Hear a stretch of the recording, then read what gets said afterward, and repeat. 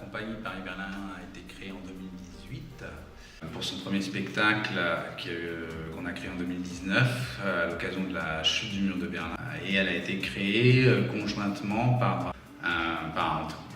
en tant qu'auteur, metteur en scène, mais avec un scientifique, Guillaume Mouralis, puisque dès l'origine de la compagnie, on a essayé de travailler sur une hybridation en recherche théâtrale et en recherche scientifique, notamment en sciences sociales, autour donc de projets à connotation historique, mémorielle, mais assez rapidement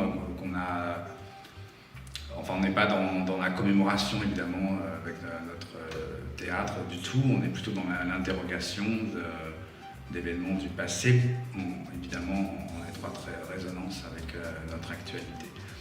Et on était à l'époque à Berlin, mais la compagnie a son siège en France, d'où ce Paris-Berlin Compagnie qui nous permet de créer des spectacles qu'on diffuse à la fois en France et en Allemagne pour le moment, mais c'est une compagnie quasi émergente,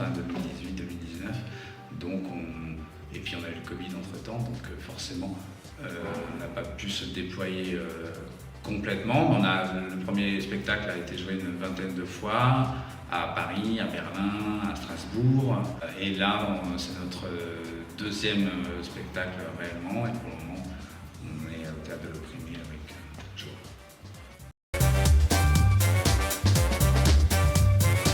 Justice 67, c'est à la fois, ceci n'est pas un tribunal, on pourrait presque dire.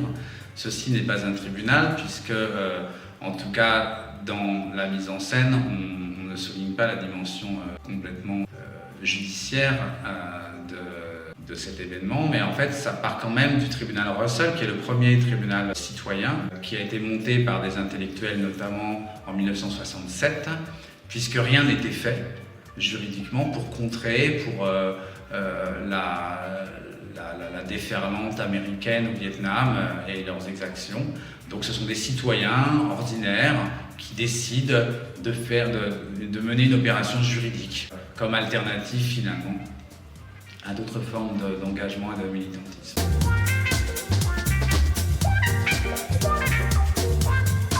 C'est un spectacle qui a été écrit à partir de témoignages, puisque des témoins, des victimes, mais aussi des bourreaux, des soldats, des experts sont venus apporter leur parole dans l'enceinte de ce tribunal citoyen. Et l'écriture du spectacle s'est faite beaucoup autour de ces paroles, parfois à la limite de l'insoutenable, il faut dire la vérité. Je crois que le spectacle provoque une sensation de sidération. De découverte, une double sidération, j'ai envie de dire, à la fois de redécouverte de ce qu'une soi-disant grande démocratie occidentale a été capable de commettre actuellement sur place, et de voir que 1967, c'est-à-dire presque 60 ans plus tard, on retrouve la même chose en Ukraine, à Gaza, et ce vertige du temps est littéralement sidérant. Donc je pense qu'il y a une sensation de stupeur, de sidération, et de consternation, et de grande colère et d'indignation.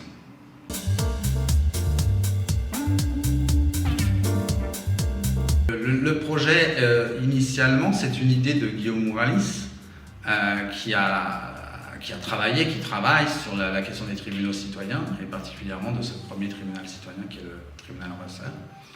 Et donc on a coécrit cette pièce, avec laquelle on a obtenu le prix Arsénal d'aide à la création de textes dramatiques.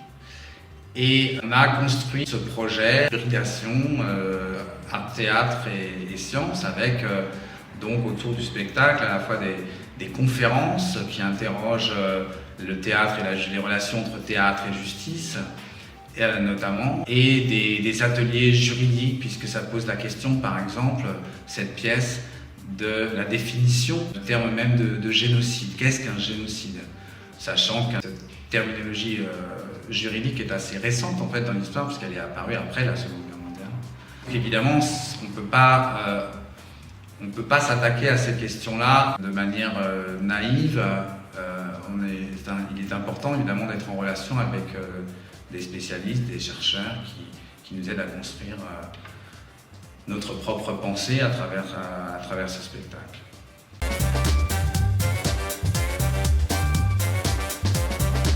Du 9 janvier avec une première conférence jusqu'au 21 janvier, qui sera la dernière au Théâtre de l'Opprimé.